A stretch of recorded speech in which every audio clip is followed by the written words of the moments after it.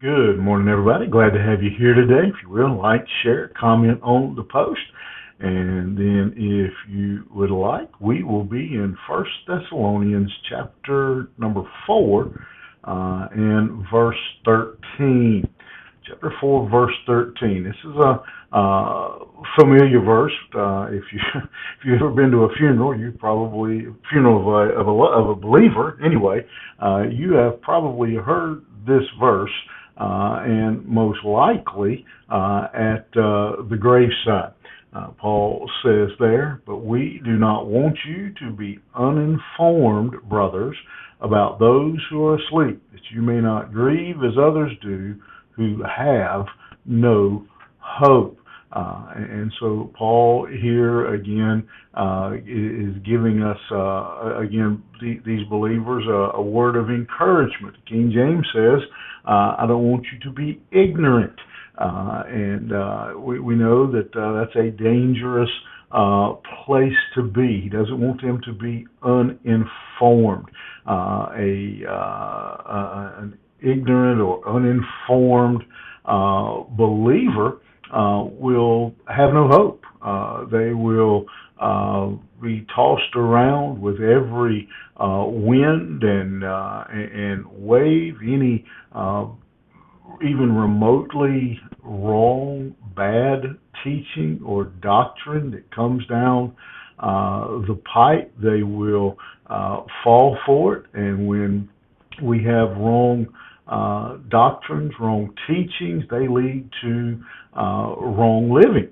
When we base our life on a bad doctrine, and so it's important that we are informed. It's important that these believers are informed, because he says if you don't, you'll be just like the others. You'll be like those that have no hope. And what he's talking about here specifically is those, he says, who are asleep, or those who have died. And again, one of the problems that was happening in the church there were that many had become convinced. Again, that whole thing of bad teaching, bad doctrine, that they had missed the rapture. These people were gone. A lot of the folks were going on, and they thought they had been left behind. But Paul says, no, you don't have to worry about that. You don't have to grieve like those who have no hope. You don't have to wonder. Yes, there are some people who see their loved ones pass away, and it's still the case today. It's still a problem.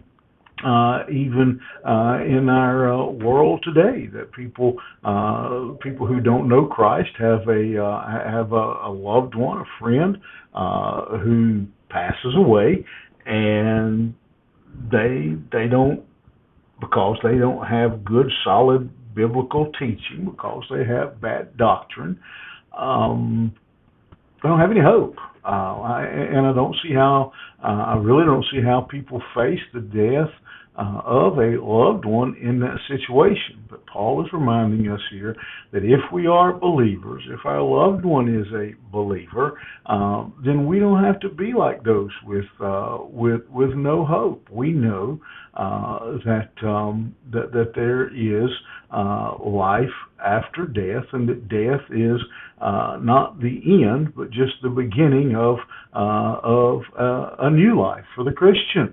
And so he's telling them, calm down. You don't have to grieve. Oh, we grieve, but notice he doesn't say we don't grieve. We grieve when we lose loved ones, but he says we don't have to grieve like those with no hope. And I'm sure maybe you've heard me tell this story before, but I read this somewhere about a pastor whose wife had passed away. And first Sunday back in the pulpit, as he finished his sermon, he went to the door to greet people. Someone came to the door, and as they were coming by, they shook his hand and said, "Preacher, I'm sorry to hear about the loss of your wife." And the preacher looked at him and said, "What are you talking about?" He says, "The loss of your..." He said, "I didn't lose my wife." He said, "I know exactly where my wife is, and I plan one day to go and to join her. That's the hope of a believer. And let me encourage you today, if you don't know Christ, give your family that hope. Don't put your family, your friends, through that grieving over you with no hope. If you don't know Christ today, my contact information is going to run at the end. Reach out. I'd love to tell you how you can be saved, how you too can have hope. And believers, let's not grieve. Didn't say don't grieve, but let's not grieve like we don't have hope. Think about it. You have a good day. We'll see you here tomorrow morning.